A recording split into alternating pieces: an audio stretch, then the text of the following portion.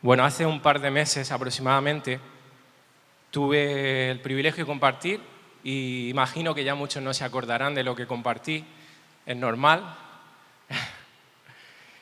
pero la prédica se llamaba Seamos Iglesia porque entendía de parte de Dios de que había una necesidad de que nos preguntemos si realmente estábamos siendo iglesia.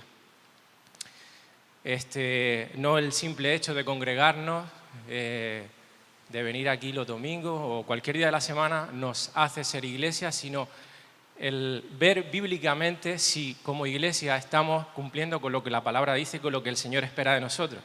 Y básicamente quiero hacer un resumen muy rápido porque hoy voy a continuar con lo que estuve tratando en junio. Hoy la prédica se llama Columna y Baluarte de la Verdad. Como iglesia somos columna y baluarte de la verdad. Y quiero seguir desarrollando qué es lo que somos como iglesia. En la última predicación estuve hablando de lo que no era una iglesia. A veces se entiende muy bien qué es una cosa cuando ves lo que no es. Y vimos que muchas veces el concepto que tenemos de iglesia es esto, lo que vemos aquí, ¿no? El edificio, el juntarnos aquí, eso Dios nos lo manda, tenemos que congregarnos, como vimos. La iglesia como iglesia universal tiene que estar compuesta de muchas iglesias locales, allá donde haya un cristiano, donde haya un grupo de cristianos, tiene que haber una iglesia, ¿no? Pero dijimos que la iglesia no se limita a las 2 o 3 reuniones semanales, sino a los 7 días de la semana, porque allá donde tú estés está la iglesia. Es decir, tú no te vas de aquí cuando el pastor ora y despide la reunión y ya la iglesia desaparece y deja de existir, sino que cuando tú te vas a tu casa tienes que tener la misma mentalidad, tenemos que tener la misma mentalidad de iglesia, preocuparnos por nuestros hermanos, orar por ellos, porque seguimos siendo iglesia allá donde estemos, amén, y seguimos siendo parte de una familia. Así que tenemos una responsabilidad los 7 días de la semana, no solamente con asistir un día, 2 a la semana, los jueves, los domingos, los viernes, sino, hermanos, tenemos una responsabilidad los 7 días de la semana. Claro, hablamos que había una dificultad porque en tomar esta actitud como iglesia porque vivimos una generación que cada vez es más individualista, más egoísta, que solo piensa en sí mismo, cada vez más cómoda, más ociosa, porque busca el placer, la diversión, el entretenimiento, la satisfacción por encima de lo demás. Generalmente la gente hoy en día se mueve por eso. Si algo me entretiene y me divierte, estupendo, si no, me busco otra cosa para hacer. Y por eso mucha gente no viene a la iglesia muchos domingos porque dice, es que me aburro. Es que venir a la iglesia no se trata de aburrimiento o diversión. Amén. Y medimos muchas veces las cosas, sobre todo los más jóvenes, los adultos un poquito menos, pero los más jóvenes miden mucho las cosas que hacen por el nivel de diversión o entretenimiento que tengan. Y caminar así por la vida es realmente un grandísimo error. Pero esa es la generación que estamos viendo y que estamos viviendo y que se está forjando. Y también esta generación es muy antiautoritaria, porque también dijimos que es verdad que los puestos de autoridad, los que tienen que dar ejemplo a nivel general, pues muchas veces no han sido testimonio y siempre el ser humano ya de por sí es rebelde, no le gusta someterse a nadie, que nadie le corrija porque somos orgullosos, pero como iglesia, una de las cosas que el Señor nos enseña en su palabra es que nos debemos someternos los unos a los otros, que debemos corregirnos, que debemos exhortarnos, no solamente desde aquí arriba, amén, sino con amor debemos preocuparnos y cuando vemos que un hermano está andando mal, acercarnos y poder en confianza decirle, mira hermano, te estás equivocando y te lo digo porque te amo, amén, pero eso no nos gusta. ¿A quién le gusta de aquí que venga alguien y te diga lo que estás haciendo mal? Si no te gusta que te lo diga tu mujer o tu marido, imagínate que te lo diga alguien con el que no convives. Pero dijimos también que la iglesia no era un restaurante al que hay que ir con una actitud de cliente. Tú a un restaurante vas, pagas y te sirven. A la iglesia no hay que venir con esa actitud, hay que venir a darte a los demás. Amén. No vienes aquí a salir lleno de la presencia de Dios y me voy a mi casa a disfrutar de la alabanza, qué buena palabra y ya está. No, aquí vienes a mucho más, hermano. De hecho, la actitud con la que deberíamos de venir aquí es a una actitud de dar. de darte a los demás, de preocuparte si percibes que hay un hermano que lo está pasando mal. Muchas veces no lo hacemos, muchas veces no lo hago, hermano. Y es algo en lo que tenemos que aprender y empezar a darnos cuenta de que eso es ser iglesia. No venir aquí simplemente a comer y me voy.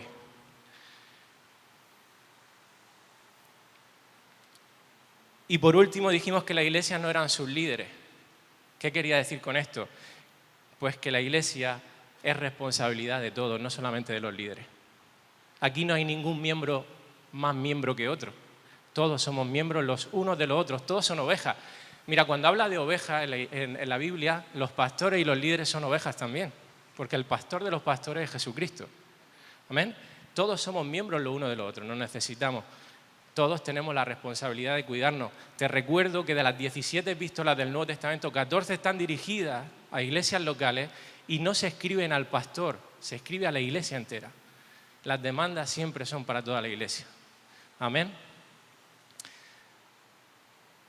Dijimos que la palabra iglesia venía del griego eclesía, kaleo, que significa llamados afuera, que básicamente una asamblea de personas llamadas afuera quiere decir apartadas para un propósito especial, ¿vale? Una asamblea, ya de por sí la palabra demanda de que tiene que haber una reunión, o sea, que tienen que estar reunidos, tienen que conocerse y tienen que saber cuál es su propósito, porque tienen un propósito muy especial, hermano. Y esto tiene mucho que ver con lo que vamos a hablar hoy. He dicho que he titulado la palabra columna y baluarte de la verdad, porque eso es lo que somos como iglesia. El otro día hice un recorrido por toda la Biblia, desde el Génesis, diciendo que la iglesia es la ayuda idónea del segundo Adán. El segundo Adán, ¿quién es? Cristo. Cristo se ha casado con su iglesia, con su esposa, su amada. Un día se celebrarán las bodas del Cordero en el cielo, pero ya hemos sido desposados por Cristo. Nos ha comprado con un precio que es su sangre. Somos su esposa y como esposa somos ayuda idónea de Cristo. ¿Qué quiere decir eso? Nosotros estamos aquí, hermano, hasta que el Señor quiera, porque aquí ni el coronavirus ni ninguna pandemia es la que determina lo que va a suceder en un futuro. Es Cristo, es Dios Padre. Amén. Entonces, hermano, tú y yo estamos en ese periodo hasta que el Señor venga con un propósito especial. Y es manifestar la gloria de Dios aquí en la tierra, hasta que se tengan que terminar esos días. Por lo tanto, somos el único plan de Dios, el plan A, y decía, no hay ningún plan B. Y claro, cuando uno observa y mira a la iglesia, dice, pues menudo plan que tiene Dios, porque la iglesia deja mucho que desear a veces. Yo mismo me miro a mí y digo, madre mía, Señor, menuda apuesta que ha hecho conmigo. Aun siendo la iglesia imperfecta como es, somos el plan A de Dios, porque el que hace la obra es Él. Nosotros tenemos que depender del Señor únicamente. Amén. Y decíamos en Primera de Pedro, capítulo 2, versículo 9, ya está fallando de nuevo. Necesito que dejéis la diapositiva abierta porque si no, no puedo cambiar. Ahí.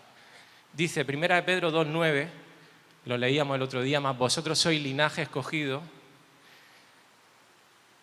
real sacerdocio, nación santa, pueblo adquirido por Dios, ¿para qué?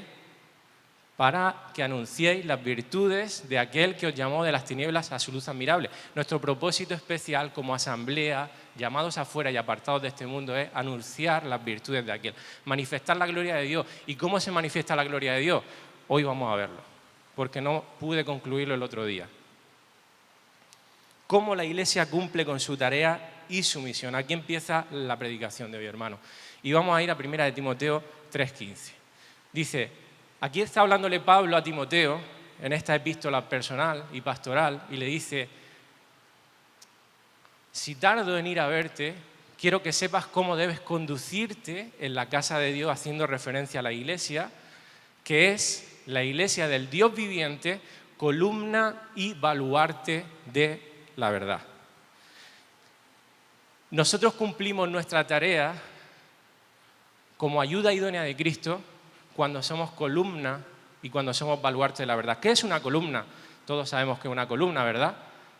Hay columnas que son majestuosas. Tú ves algunos edificios donde las columnas son preciosas, están hechas con una arquitectura espectacular, son gruesas, Y si te fijas, todas las columnas están totalmente rectas. Están totalmente rectas, porque cuando tú ves una columna que está torcida, o que todas esas columnas están torcidas, ¿a qué es? Posiblemente tú no entras en ese edificio. Yo desconfiaría de la fiabilidad de esa construcción si veo columnas torcidas. Posiblemente no me meta. De hecho, cuando veo la torre de Pisa, no sé cómo estará eso agarrado, no sé si habéis fijado que la torre está torcida, pero da la sensación de que en cualquier momento se puede caer. Y no sé si, no he ido allí, pero creo que está cercada porque no te puedes poner justo debajo, creo, si no me equivoco. La columna tiene que ser recta. ¿Qué es una columna? Es un elemento arquitectónico que sirve de sostén y de soporte para el resto del edificio, pero en los términos que Pablo está usando, la Iglesia es la encargada de, y lo he puesto aquí en 3 puntos, sostener la verdad, hacer visible la verdad, y este último punto es muy importante, hermano, hacer creíble la verdad. Porque mira, yo puedo proclamar la verdad, yo puedo predicar el Evangelio, yo puedo decir que soy cristiano, que asisto a la iglesia X, pero luego mi vida hace creíble eso que yo proclamo. Una columna tiene que ser recta completamente, si no, está torcida. Y una columna torcida es una columna que genera desconfianza. La verdad que tú predicas o que yo predico, si mi vida no la contrasta, es una verdad que puede ser burlada, que genera desconfianza, que no genera fiabilidad. Y eso, hermanos, tenemos que verlo y examinarlo en nuestras propias vidas. ¿Qué es la verdad? La verdad es la palabra de Dios. La verdad se hizo carne en la persona de Jesucristo, el Logos se hizo vida, se encarnó. Jesucristo es el camino, la verdad y la vida. Y Jesucristo está en nuestro corazón por medio de su Espíritu. Nosotros somos lo único en esta tierra, hermanos, que tenemos la verdad absoluta. En estos términos, por supuesto. Amén. Nosotros somos los que tenemos la verdad, hermanos. No hay nadie más que tenga la verdad. Por lo tanto, no puede haber incongruencia entre lo que proclamamos y lo que vivimos. No puede haber una desconexión, hermano. Pero la verdad no es solamente una serie de doctrinas, de conocimiento acerca de Dios, sino una cultura del Evangelio que se hace vida y se manifiesta en el amor. La marca distintiva del Evangelio es el amor. Jesús mismo, cuando tú ves a la persona de Cristo, cuando tú estudias al Padre, por supuesto que tiene cantidad de atributos que resaltan su justicia, su soberanía. Pero hay una, hermanos, que es la que nos impactó un día a ti y a mí, fue su amor. Y el amor es la marca distintiva del cristiano y tiene que ser la marca distintiva de la Iglesia. Amén. Como columnas que somos, como Iglesia, solamente existen 2 posibilidades o 2 posibles resultados, digamos, en cuanto a nuestra función. Una es que podamos ayudar a los que no conocen la verdad a que la conozcan, o dificultarle eso mismo. No hay término medio, ¿eh? O le ayuda o le dificulta. Cuando una persona ve integridad en tu vida, cuando una persona ve que tú no tienes temor en proclamar la verdad, pero que esa verdad que proclamas con valentía realmente la vive, a pesar de que no somos perfectos, ¿vale? Esa persona, posiblemente su corazón esté más abierto a recibir cualquier cosa que tú le puedas decir y hablar de la verdad. Pero si tu vida genera desconfianza porque te dices que eres cristiano y que no falta ninguna reunión y saben y tal, pero luego tu vida tiene muchos flecos sueltos, esa verdad que tú proclamas puede ser un tropiezo para esa persona, para tu familiar, para tu amigo, para tu compañero de trabajo, para tu vecino. Por eso, como el pastor siempre dice, yo me lavo la boca con sal fumar antes de hablar de Dios. Es una manera de decir que mucho cuidado, hermanos, de hablar tan rápido, pero vivir de otra manera. Amén. La columna tiene que ser recta, que no esté torcida. Pero tenemos tendencia a torcernos. Tenemos tendencia a torcernos, ¿en qué sentido? No sé si he puesto aquí. Sí. Hay 3 maneras en que la columna puede permanecer. o torcida para un lado, o torcida para el otro, o recta. Una de las maneras en la que la columna se puede torcer, y una tendencia muy común es esta: que haya un deseo de mucho conocimiento, sabiduría y doctrina, pero luego muy poca vivencia o cultura del Evangelio, simplemente porque no tienes tiempo con Dios, no tienes intimidad con Él, no pasas tiempo en oración. Generalmente la tendencia de los cristianos es a leer mucho la palabra, pero a orar poco. Y no estoy diciendo con esto que no haya que leer la palabra, porque los que me conocéis aquí sois de los que, por activa y por pasiva, insto a que hay que leer la palabra día y noche y meditar en ella. Pero quiero decir, hay una tendencia a saber mucho y vivir poco. La columna está torcida. Y eso, hermanos, se traduce en hipocresía. Por muy dura que suene la palabra, cuando toda una persona del mundo ve una columna así torcida de esa manera, ve a uno de nosotros torcido y dice: vaya un hipócrita. ¿Cuántas veces hemos escuchado eso de los cristianos, hermanos? Pues yo lo he escuchado muchas veces. Qué hipócritas que son estos. Y a veces tienen razón, ¿eh?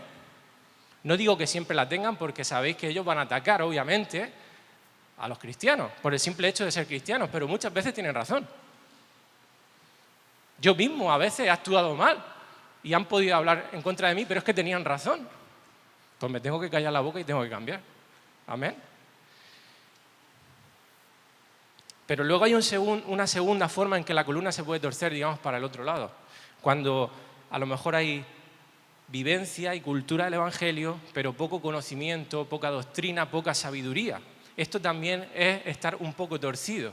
¿En qué sentido? En que genera fragilidad en tu vida. Porque mira, estás más expuesto a ser engañado por un falso evangelio, por las corrientes y doctrinas que surgen hoy en día. Y como estamos a la orden del día con YouTube y hoy en día todo llega tan rápido y tan fácil a nuestros hogares, a veces entra cada doctrina y por falta de conocimiento y sabiduría nos creemos cosas que no tienen nada que ver con lo que Dios ha dejado en su palabra. Pero no solo eso, nos podemos creer cualquier corriente de la sociedad posmoderna en la que vivimos, porque somos más fáciles de ser engañados, porque no tenemos un fundamento sólido en la Escritura.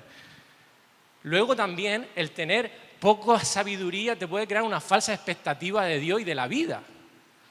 Y a la mínima que te viene una enfermedad, tú tienes un concepto de que Dios tiene que ser tu sanador, tu lámpara de Aladino, y entonces pues te la pegas, te frustras, te desilusionas, porque tenías un concepto de Dios totalmente errado. Por lo tanto, se necesita también conocimiento y fundamento. O falta de efectividad en la misión y en el ministerio. Se cometen muchos más errores cuando no hay sabiduría. Pero también a la hora de hacer familia, en tu matrimonio, a la hora de criar a tus hijos, si no hay sabiduría, muchos más errores. Por lo tanto, muchas más consecuencias dolorosas con el paso del tiempo. ¿Amén? La columna, por tanto, tiene que ser recta. Tiene que haber balance entre conocimiento, sabiduría y doctrina y vivencia o cultura del Evangelio. Y eso se traduce, hermanos, en poder de Dios. Y de eso escasea hoy en día la Iglesia. Escaseamos de esto, hermanos. Seamos honestos. No quiero dar palos, pero quiero ser honesto, hermano. Seamos honestos. Falta que nuestras vidas impacten en esta sociedad, que seamos llamas encendidas con un balance de conocimiento y sabiduría, y que ese conocimiento y sabiduría pongamos todo de nuestra parte para vivirlo cada día de nuestras vidas, porque estamos representando al Rey de Reyes, Señor de Señores, y somos los únicos que tenemos la verdad en nuestras manos, hermano. Tenemos una responsabilidad impresionante, muy grande sobre nuestras espaldas, pero al mismo tiempo un privilegio grandísimo, hermano. Yo no lo cambio por nada. Sé que Dios me demanda mucho y que me queda mucho, pero no cambio a mi Cristo, no cambio a mi Dios por nada. Ahora bien, ¿qué es un baluarte?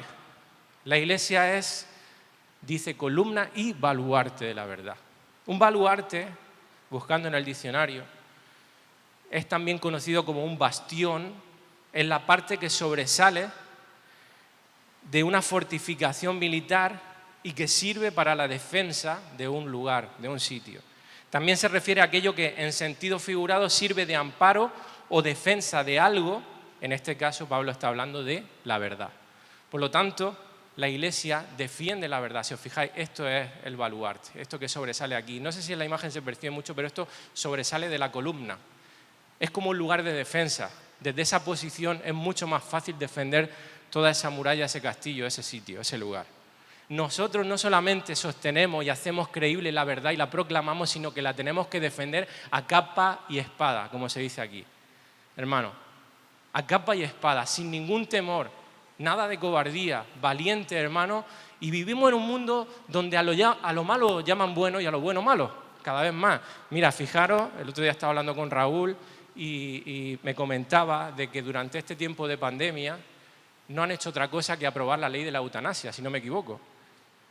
Mientras que nosotros estamos confinados en nuestras casas tranquilicos, ellos metiendo por debajo y aprobando leyes que van totalmente en contra de la palabra de Dios. La eutanasia, sabéis que es el consentimiento de poder decir, quitarme los tubos, desconectarme, que me muero ya, me quiero morir. Porque ya no aguanta el sufrimiento esa persona. Y eso sabemos que no es bíblico. ¿Qué hace la Iglesia mientras tanto? Hermano, lo próximo que quieren aprobar, el hermano Edgar estuvo hablando de ello, en algún momento ha salido a la palestra, es la pedofilia. La edad de consentimiento de los menores para tener relaciones sexuales. En todo el mundo se está ya cociendo eso, hermano. Y es lo próximo que quieren aprobar. ¿Y qué hace la Iglesia? Hermano, tenemos que poner las pilas. Porque si la verdad no es declarada y defendida, la sociedad se va a pudrir. Y ya se está pudriendo, está podrida ya. Pero más todavía, hermano. Se está acelerando. Porque la Iglesia calla. La Iglesia no defiende la verdad. Y fíjate lo que dijo Judas en su pequeña epístola, que apenas es un capítulo. Dice: amados, por la gran solicitud que tenía de escribiros acerca de nuestra común salvación, me ha sido necesario escribiros exhortando. Le tuvo que exhortar y decirles que contendáis ardientemente por la fe que ha sido una vez dada a los santos. Hacer el favor de contender, de defender la verdad, ardientemente, con pasión, porque la verdad, hermano, está en nuestras manos. Somos los únicos que tenemos la verdad. Por lo tanto, si nosotros callamos, aquí no habla nadie. Por eso dice la Escritura, Jesús mismo dijo: sois la sal y la luz del mundo. Sabéis que la sal, y esto lo habréis escuchado millones de veces, lo vuelvo a recordar, la sal tiene la capacidad de preservar ciertos alimentos. A la carne muchas veces se le embadurna en sal. El jamón serrano, por ejemplo, creo que se hace así, y lo dejan secar y no se pudre porque la sal lo conserva. Nosotros somos los que conservamos la podredumbre de este mundo, hermano. ¿Con qué? Con la proclamación de la verdad, con la defensa de la verdad. Llegado a este punto, hermanos, quiero ahora, usando la epístola de Pedro, la primera epístola de Pedro, desarrollar un poquito más a fondo todo esto que estoy hablando. ¿Por qué Primera de Pedro? A mí Primera de Pedro es una epístola que siempre me ha encantado y me ha impactado y me parece un compendio de estas dos verdades, de lo que es una iglesia como columna y de lo que es una iglesia como baluarte. Pero para poder entender Primera de Pedro, y prácticamente todos los versículos que voy a leer están ahí, así que si quieres abre tu Biblia ya ahí porque vamos a estar leyendo ahí, te quiero hablar un poco del contexto de la epístola. Toda carta, una epístola o una carta, está escrita con un propósito a unas personas en concreto en un momento muy concreto. ¿Ok? Primera de Pedro está escrita cuando Pedro tenía aproximadamente 80 o 90 años, estaba próximo a morir. La escribe en el año 64 después de Cristo. Y en ese momento de la historia, ¿sabéis quién gobernaba en el Imperio Romano? Nerón, que os sonará. Seguramente como uno de los emperadores más locos que hubo en el Imperio Romano, y hubo unos cuantos, pero este estaba fatal. Hasta el punto, hermano, de que mató a algunos de sus hijos incluso, hizo disparate. Todo el mundo lo conoció por sus desvaríos. En el año 64, una noche de ese verano, empezó un incendio en la capital del Imperio Romano, en Roma, que arrasó con 11 de 14 barrios o distritos que tenía Roma. O sea, arrasó prácticamente el 75-80% de la ciudad. Y fue provocado. Se sabe que fue provocado por el mismo Nerón, porque tenía anhelo y deseo de hacerse un palacio conocido como la Domus Aurea. De hecho, la hizo. Que he puesto aquí unas imágenes, no se verán muy bien, pero yo que he estado en Roma y que me la he recorrido andando prácticamente entera, es bastante grande. Pues el palacio ocupaba un casi 50 o 60% de lo que es la ciudad. La Domus Aurea, la Casa de Oro, y en medio de esa Casa de Oro tenía una estatua de él mismo bien grande para que la pudiera ver todo el mundo. Bueno, Nerón hizo lo siguiente. Claro, él sabía de que la gente le iba a echar la culpa. Pero, curiosamente, de los 14 distritos, he dicho que 11 fueron arrasados, quedaron 3. Las matemáticas no salen, ¿no? Quedan 3. Si no, Barrio Sésamo en YouTube lo podéis ver. De esos 3 distritos, dos, ¿sabéis de quién eran? ¿Sabéis quién vivía en esos distritos de Roma? Los cristianos y los judíos. Qué casualidad de que no se quemaron esos distritos. Claro, Nerón lo hizo adrede porque ¿sabéis qué hizo? Inmediatamente echó la culpa de ese incendio a los cristianos. Y ahí comenzó una ola de persecución como jamás habían experimentado en la iglesia primitiva. Haciendo atrocidades y barbaridades. Hermanos, hasta el punto de que a los cristianos los embadurnaban en alquitrán y los ponían en las calles de Roma por la noche para alumbrar las calles, porque no habían farolas como había ahora. Ahí fue cuando en el circo romano empezaron a echar a los cristianos a los leones. A los niños le ponían pieles de cordero por encima bien atadas para que los leones fueran a devorárselo. Era un espectáculo atroz, hermano. Eso es lo que hizo Nerón. Y en medio de esa persecución que empezó a manifestarse por todo el Imperio Romano, empezó en Roma, pero empezó a extenderse el odio contra los cristianos. Ya había cierta hostilidad, pero en ese momento vino ya también de parte del mismo Imperio Romano, porque hasta ese entonces, hermanos, los cristianos tenían libertad y hacían, entre comillas, una vida normal. Pero en ese momento, hermanos, la persecución empezó a extenderse. Y entonces Pedro le escribe a las iglesias de Asia Menor porque ya empezaron ellos a experimentar esa hostilidad creciente. Y le advierte de que lo que viene iba a ser mayor todavía. Pero también lo alienta y le anima. Y ahora vamos a ver con qué le alienta y con qué le anima, hermano. Asia Menor es lo que hoy conocemos por Turquía, ¿vale? A esa iglesia es que le escribe Pedro. Por eso, sabiendo el contexto de esta epístola, podemos entender mucho mejor todo. Ahora bien, esos cristianos que perecían en estacas, que perecían en el circo romano, que perecían con alquitrán como si fueran antorchas, sabéis que la mayoría o muchos de ellos narran la historia de que perecían orando y alabando y cantándole al Señor. Y eso dejó un testimonio muy grande a todas esas personas que habían allí. Que Dios nos libre de algo así. Pero hermanos, estos son los verdaderos héroes de la fe y no estos que tienen millones de visitas en YouTube y venden no sé cuántos millones de libros. Esos, al lado de estos son, hoy el pueblo evangélico idolatra y adora, por decirlo de alguna manera, y ve como héroes de la fe a aquellos que llenan, congregan multitud, hermanos. Mira, para mí un héroe es aquel que está dispuesto a morir por Cristo. Amén. ¿Cómo empieza la epístola a Pedro? Pedro le anima a estos cristianos y les recuerda que deben vivir enfocados. Porque si no estás enfocado, regla simple, ¿cómo estás? Desenfocado. Y si no estás enfocado, estás pensando en cualquier cosa menos en la que tienes que pensar. ¿Sabéis qué es lo que le dice? Mira, una iglesia que está desenfocada no puede ser columna y baluarte de la verdad, porque tiene su mirada puesta en otro lugar. Pero lo primero que le dice en 1 de Pedro 1 al 3 es esto. De 1:3, al 6. Dice, bendito el Dios y Padre de nuestro Señor Jesucristo, que según su grande misericordia nos hizo renacer para una esperanza viva, hermano. En la Nueva Traducción Viviente me gusta cómo lo traduce, dice, ahora vivimos con gran expectación, como hijos de Dios, por la resurrección de Jesucristo de los muertos para una herencia incorruptible, incontaminada e inmarcesible, reservada en los cielos para vosotros. Está diciendo, muchachos, Independientemente de lo que vivamos, del sufrimiento y la persecución que venga, nosotros vivimos con una expectación que no vive ningún ser de esta tierra, sabiendo que tenemos una herencia en los cielos, que estaremos un día con el Señor, y no hay nada más precioso y maravilloso que saber eso.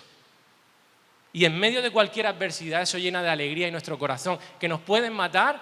Pues sí, ¿y qué? Nos vamos con el Señor.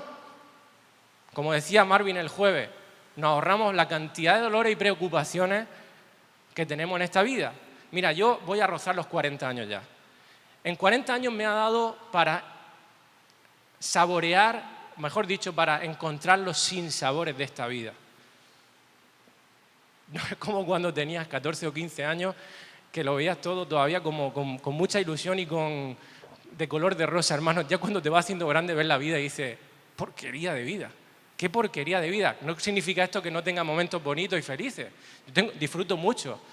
Con mi hija, por ejemplo, con mi esposa, etcétera. Hay momentos muy bonitos, pero esta vida está llena de sinsabores, hermano. Y si esto fuera lo que nos espera, hermano, pobres de nosotros. Pero lo que nos espera ahí arriba es mucho mejor. Muchísimo mejor. No solamente porque Dios ha preparado morada y va a ser espectacular, que no hay descripción para ella, porque ni Pablo podía describir cómo era eso que veía cuando fue llevado al tercer cielo, hermano. Simplemente porque estará allí nuestro Padre y el Cordero. Amén. Y eso ya es digno de alabanza, de gloria, hermano, de tener nuestra mente enfocada en ese lugar, de vivir con gran expectación. No podemos ser columna y baluarte de la verdad si estamos pensando nada más que en esta tierra. Mira, yo siempre digo, un termómetro espiritual de nuestras vidas es con qué expectación esperas la venida de Cristo por su iglesia, el arrebatamiento. Porque si no hay deseo en tu vida por eso, entonces déjame decirte, estás más muerto, echas una peste a muerto espiritual tremenda. Hablando claro, hermano.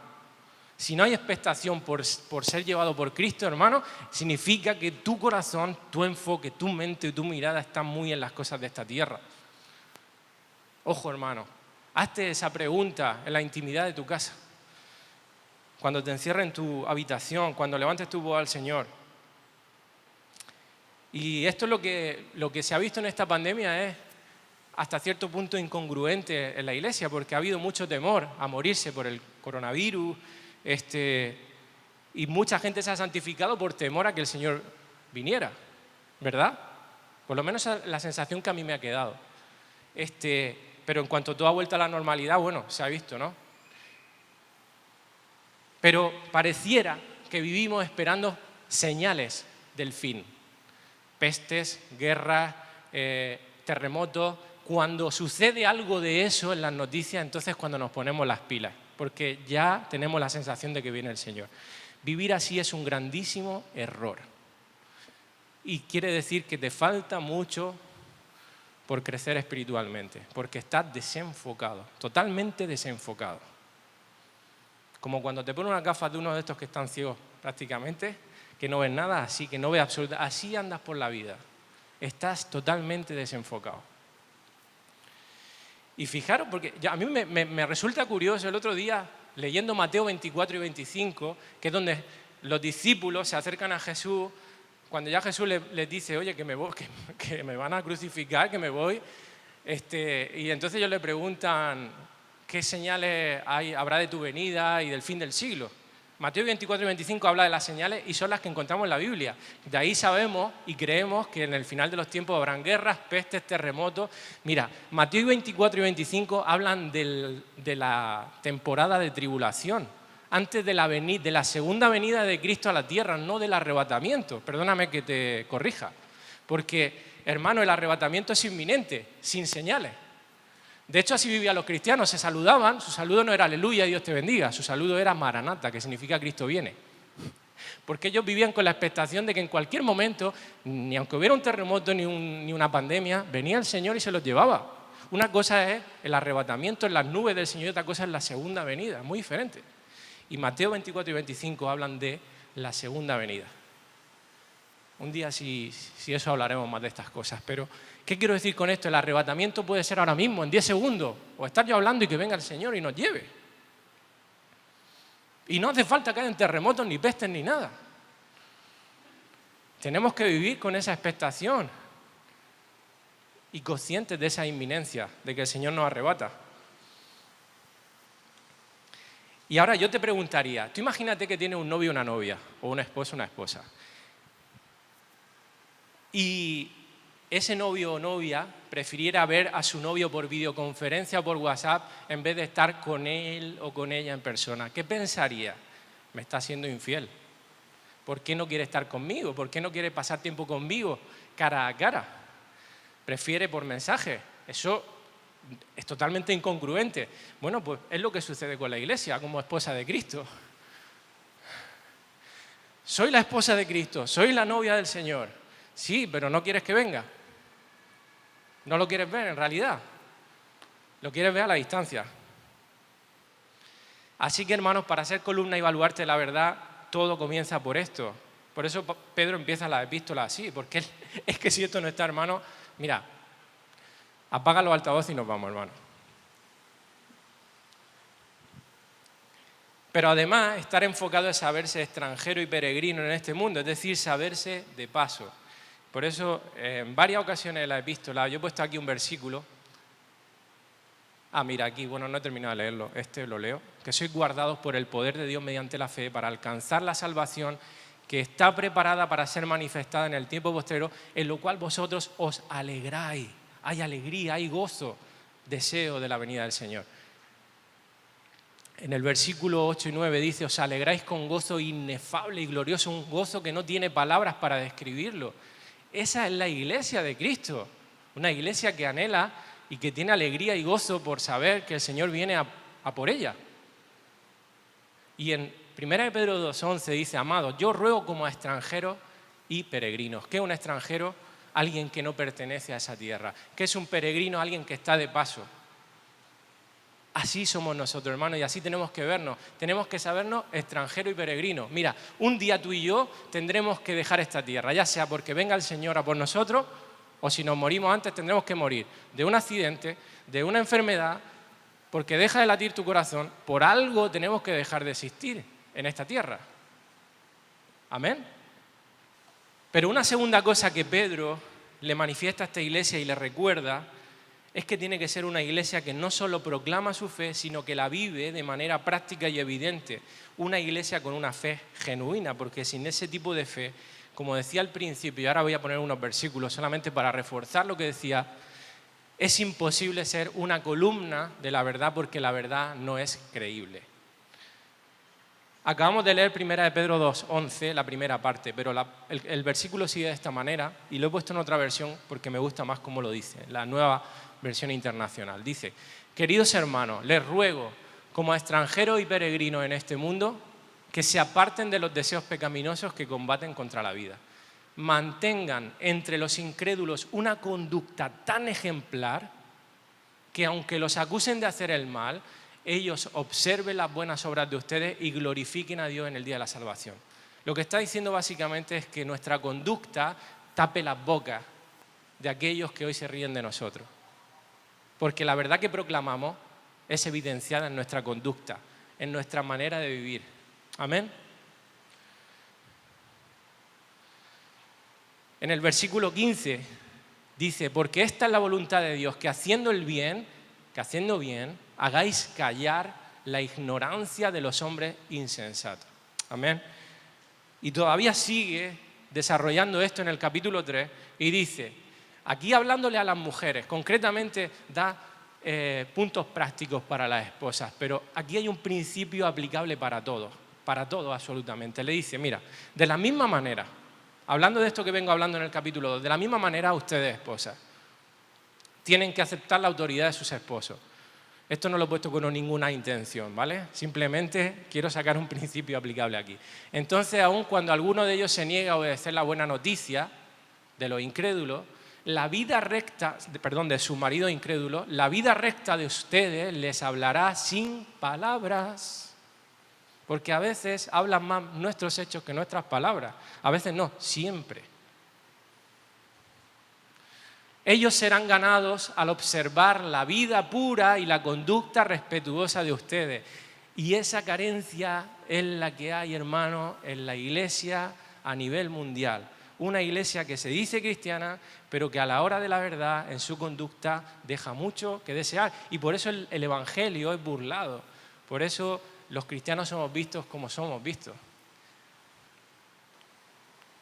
Una fe genuina es la fe de un cristiano que procura vivir en integridad. Primera de Pedro 1,15 dice: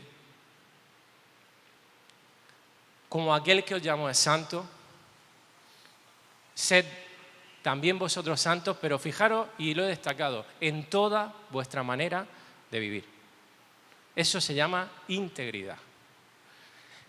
Tenemos que examinar nuestra manera de vivir y ver en qué áreas estamos dejando que desear para santificarnos y caminar conforme a la voluntad de Dios. Porque en todas nuestras áreas, las áreas de nuestra vida, en toda nuestra manera de vivir, hermanos, estamos siendo observados, estamos siendo examinados y en todas y cada una de ellas damos gloria a Dios o no le damos gloria a Dios. Por lo tanto, es necesario, hermanos, que en la intimidad de tu casa, en oración, con la palabra delante de ti, examines tu conducta con un corazón humilde, sincero, y también la Iglesia tiene parte de llamado en eso, en exhortarte, que tu hermano pueda hacerte ver aquello que tú no puedes ver, un líder puede hacerte ver aquello que tú te crees que estás bien, pero no estás bien, tu esposo y tu esposa, etcétera, hermano, porque, hermano, hay muchas áreas de nuestras vidas que realmente necesitan ser transformadas y cambiadas. Y el Señor nos llama a que seamos santos en toda nuestra manera de vivir, que esto se llama integridad. Podemos ser columna de la verdad en la medida en que caminamos hacia la integridad. Pero también, hermano, una fe genuina que es columna de la verdad no es una fe solamente demostrada en la integridad, sino también traducida en una cultura, como decía, del Evangelio.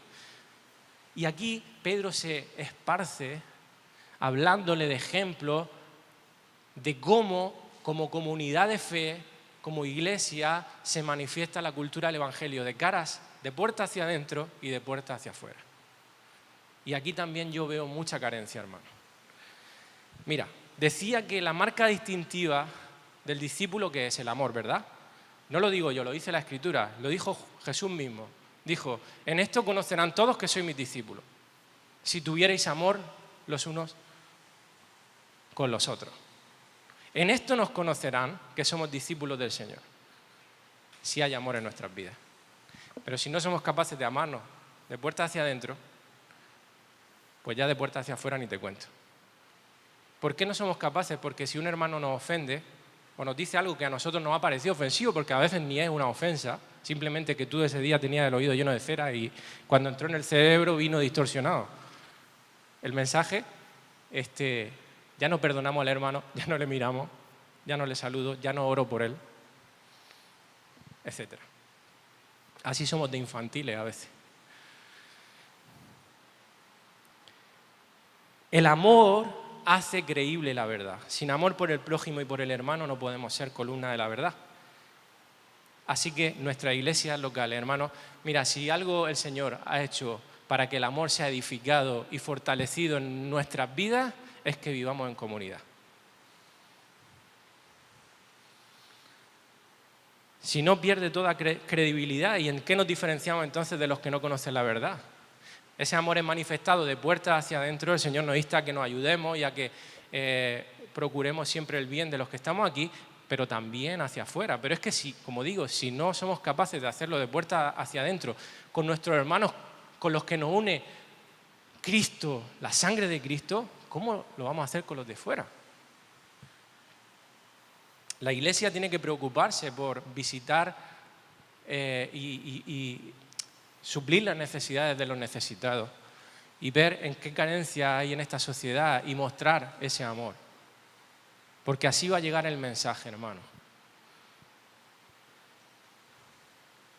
No me queda mucho, hermano, no me voy a extender demasiado porque hace calor. Voy a ir resumiendo. Pero os pongo un par de versículos de esto que estoy diciendo, de esta cultura del Evangelio. En 1 de Pedro 4,7 dice: mas el fin de todas las cosas se acerca. Se acerca. Mira, vivían en el año 64 y ya decían: el fin de todas las cosas se acerca, porque sabían de la inminencia del arrebatamiento. En cualquier momento. Sed pues sobrio. Otra manera de decir integridad. Y velad en oración. Dice, y ante todo, fíjate, dice, ante todo, cuando uno dice ante todo, párate aquí porque esto es importante. Tened entre vosotros ferviente amor. Tened entre vosotros ferviente amor, porque ahí se ve un corazón transformado por el Evangelio, un corazón transformado por Cristo. Amén. Porque el amor cubrirá multitud de pecados, porque no conozco a nadie de los que estáis aquí y a los que no los conozco, me atrevo a decir que pecáis, porque lo dice la Escritura. Porque yo peco, hermano, meto la pata. A veces lo hacemos intencionadamente y a veces porque nos engaña nuestra carne, pero hermano, el caso es que pecamos y no hay día que no tengamos que ir a la presencia de Dios a pedirle perdón, y su gracia y su misericordia y su sangre nos limpia. Amén. De la misma manera que yo recibo la gracia de Dios y consigo perdonarme porque sé que Cristo me ha perdonado, perdona a tu hermano que es igual de imperfecto que tú. A veces más, a veces menos, pero es imperfecto. Hospedaos los unos al otro sin murmuraciones. Aquí lo que viene a decir, hermano, en el contexto de lo que estaban viviendo, es que se ayudaran. Cada uno según el don que ha recibido, ministrelo a los otros. Es decir, preocúpate por tus hermanos, sírvelo. No venga a la iglesia con una actitud de cliente, a comerme una comida y me voy. No, dice ante todo, amor y servicio a tus hermanos. Y al final, por ir resumiendo y ir más rápido, dice, para que en todo sea glorificado Dios. En esto Dios es glorificado. Y si no empieza por aquí dentro, no puede Dios ser glorificado fuera. Amén. Para ir terminando, el último punto que Pedro manifiesta en esta epístola es que la fe habla bien de la verdad y la hace creíble, puede ser columna, cuando es sometida al fuego de la prueba. De hecho, es necesario que la fe sea sometida a prueba para ver si sale aprobada. Y eso es lo que le dice justo en el capítulo 1, a una iglesia que ya estaba recibiendo una hostilidad creciente, que venía del trasfondo que os he dicho, hermano, de la persecución de Nerón. Dice en el capítulo 1, versículo 6, en lo cual, referente a la salvación, referente a vuestra herencia incorruptible, os alegráis, aunque ahora por un poco de tiempo, si es necesario, tengáis que ser afligidos en diversas pruebas, para que sometida a prueba vuestra fe, mucho más preciosa que el oro, el cual aunque perecedero se prueba con fuego, sea hallada en alabanza, en gloria y honra cuando sea manifestado Jesucristo. Así comienza la carta, le está diciendo, mira, alegraos y gozaos porque sois salvos y un día esa herencia se hará manifiesta. Poner vuestra mira allá arriba, no en la tierra, y saber de que posiblemente, si es necesario, vamos a tener que seguir por un tiempo, el que Dios quiera, pasando por diversas pruebas. ¿Por qué? Porque la fe tiene que ser probada para ver si es genuina. Y a lo largo de la epístola se lo vuelve a recordar varias veces. De hecho, me encanta un versículo que le dice lo siguiente. Primera de Pedro 4:12, 14 y 17, dice, amados, no os sorprendáis. No os sorprendáis del fuego de la prueba que os ha sobrevenido, como si alguna cosa extraña os aconteciese. Es que es lo normal como hijo de Dios. Es lo normal.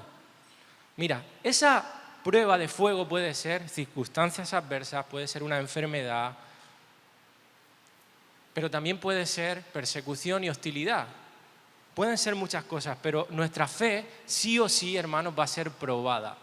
Sí o sí va a ser pasada por el fuego, para ver si es una fe genuina, para ver si es una fe verdadera, y cuando esa fe demuestra ser verdadera y permanece firme en medio de todas esas cosas, es cuando más le da gloria a Dios. Porque tú dime a mí si no hay un testimonio mayor de un corazón transformado que esos cristianos que murieron como antorchas cantándole la alabanza al Señor. Y aquí algunos a veces no somos capaces de cantarle al Señor simplemente porque llevamos una mascarilla o porque hace mucho calor. Pues ya ni te digo, hermano, si nos echaran alquitrán y nos quemaran como antorcha.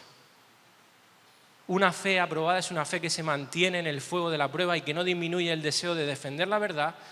Al contrario, aviva ese deseo ardiente y está siempre preparada para presentar defensa de la fe, siendo así un baluarte de la verdad en medio de cualquier circunstancia, como les dice en 1 de Pedro 3, 14 y 15, está siempre preparados para presentar defensa como baluarte que somos, hermanos. Somos columna, pero también somos baluarte de la verdad preparados para presentar defensa aún en medio de hostilidad y persecución. Hermano, las cosas no pintan bien, ya te lo digo, no te voy a vender la moto. La sociedad cada vez va a peor y cada vez la hostilidad contra nosotros será mayor, hermano. Así que el Señor venga pronto. Que la iglesia diga, ven Señor Jesús. Porque muchos, como dice la Escritura, apostatarán de la fe. Negarán la fe porque no son capaces de aguantar la que viene encima, hermano. Pero no solo eso, sino que, aun cuando nos hacen cosquillas, hermano, no somos capaces a veces de aguantar eso. La fe tiene que ser probada para ver si es genuina, pasada por el fuego de la prueba. Así que cuando a veces Dios te sacude, o Dios permite, mejor dicho, una enfermedad en tu vida, ¿sabes qué? A veces esa enfermedad Dios la permite por un tiempo porque es necesario que te pongas de rodillas a clamar y a buscar al Señor. No significa que Dios no sea sanador y que de repente pueda cortar esa enfermedad, pero si Él la permite, dale gracias a Dios porque te está purificando, te está acercando a Él. No es por falta de fe, hermano. A veces no somos sanos no porque te falte fe, porque tú crees que Dios es poderoso para hacer cualquier milagro sobrenatural. A veces porque Dios permite eso porque es lo mejor que nos puede pasar. Cuando a veces pasamos por circunstancias difíciles, a veces, hermanos, Dios está detrás de eso porque lo necesitamos para crecer. Y porque al mismo tiempo que nosotros estamos creciendo, estamos defendiendo la verdad sin darnos cuenta al mantenernos firmes. Y estamos proclamando que creemos en un Dios vivo, poderoso. Amén. Nuestra fe habla por sí sola sin que nosotros digamos palabras. Cuando tú eres capaz en medio de la enfermedad de poder danzar, cantar, alabar a Dios y no vivir así, hermano, eso habla por sí solo. Eso habla por sí solo.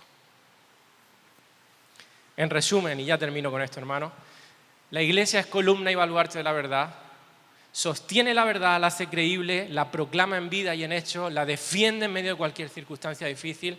Para poder ser una columna recta, fiable, creíble, debemos estar enfocados, esperando con gran expectación al novio, a nuestro amado Señor Jesús, y sabiéndonos extranjero y peregrino en esta tierra.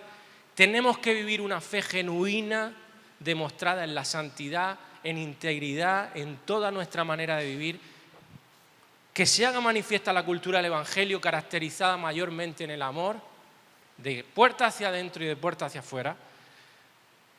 Tenemos que ser una comunidad que se preocupa los unos de los otros, hermanos. Por último, la fe, para dar su mayor gloria a Dios, tiene que ser pasada por el fuego de la prueba para después salir aprobada y demostrar que es auténtica, lo cual da gran testimonio de la verdad. No hay mayor testimonio de la verdad que ese, hermano. Amén. Amén. Vamos a ponernos en pie y hacemos una oración. Yo pensaba compartir 40 minutos y me he ido. Bendito sea tu nombre, Señor. Te alabamos, Dios mío, y te damos las gracias por tu palabra, Señor. Reconocemos, Dios, que muchas de estas cosas, Señor, hay carencias en nuestras vidas, a nivel personal y como iglesia, Señor. Y te pedimos, Dios mío, que podamos, con el poder que tú nos das, Señor, rectificar y ser esa columna y ese baluarte de la verdad a mucha honra, Señor, para la gloria de tu nombre. Padre, te pedimos que, a pesar de lo que nos toque vivir, Dios mío, no sabemos qué, hasta cuando tú vengas a por nosotros o nos lleves, Dios mío, que podamos crecer en fe y demostrar con nuestra fe de que realmente te amamos. Y, Señor, sin ningún temor, Señor, poder proclamar al mundo en vida y en hecho de que tú eres real y que no hay mayor perla. Tú eres la perla de gran precio, Señor, el tesoro de nuestras vidas, Señor. Perdónanos, Dios mío, perdónanos, límpianos, purifícanos, Señor, y que podamos meditar estas cosas en la intimidad contigo, Dios mío. Gracias porque tú eres bueno y porque nos amas, Señor. En tu santo y bendito nombre. Amén y amén.